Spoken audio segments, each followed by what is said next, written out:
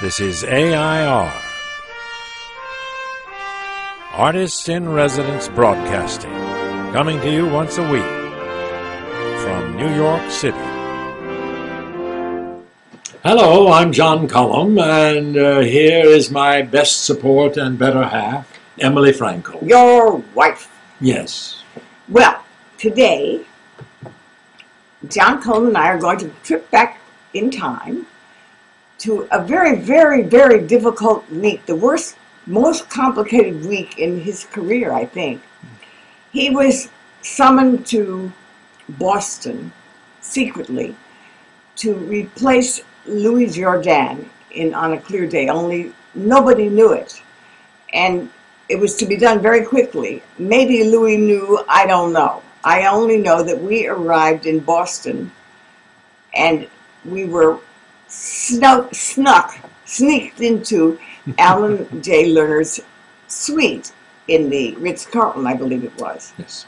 Alan was staying on his boat in the bay in Boston. Well, it was very interesting because we walked in and it was a huge suite, but the phone kept ringing and people kept calling, desperately asking for Alan or for Max, Dr. Max. Yeah. And then we were desperate. All over the room there were vials. I'm talking about little vials and syringes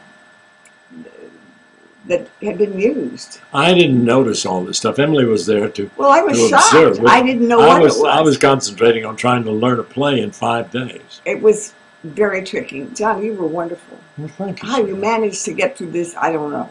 Anyway, what had happened was, this was an era where a man named Dr. Max Jacobs, isn't that his name? Yes, I believe so. Was called upon by major names in the world, like Truman Capote, like the Kennedys. They've even said that they were helped by Dr. Max. Jackie Kennedy was helped through the death of her husband with injections by Dr. Max, who gave people some injections that gave them creative or emotional energy. I don't know what it was. I did meet Dr. Max. He liked me. He thought I was cute. Yeah. He kind of flirted with me. Well, I didn't know that. Anyway, he was not a particularly gorgeous man. John was the gorgeous man. Well, but he was very imposing, and he had a lot of people had in the show. As I Everybody in the show. Herbie Ross was the choreographer. Who was the director? Bobby Lewis. Bobby Lewis.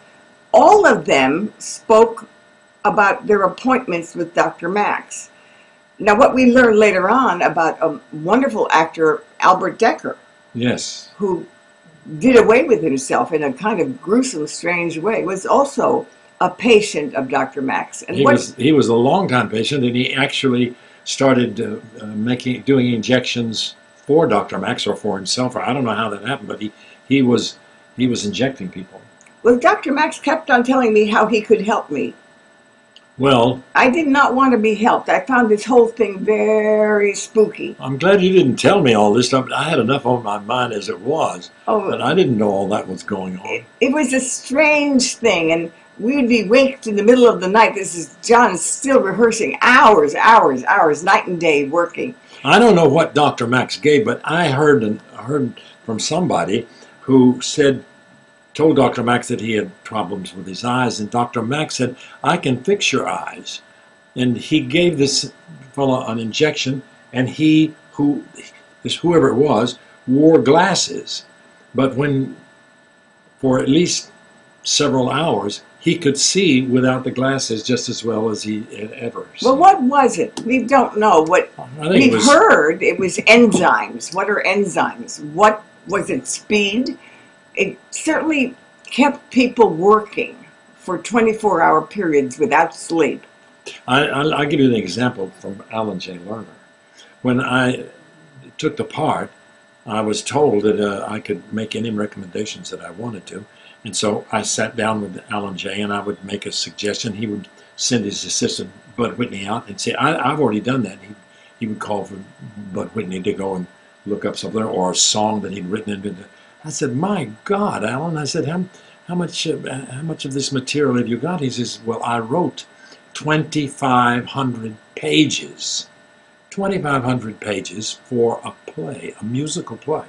And a lot of it was, well, most of it was just mediocre writing. It was passable, but not brilliant." Well, that's the story of Dr. Max. What we wanted to say was this was a strange, amazing experience in our lives. It changed John's career. He did do On a Clear Day. He did an incredible opening to On a Clear Day. Well, I'll have to. There's much more to this story, and we'll tell you some other time. But Emily was very instrumental in helping me get through this, and in terms of.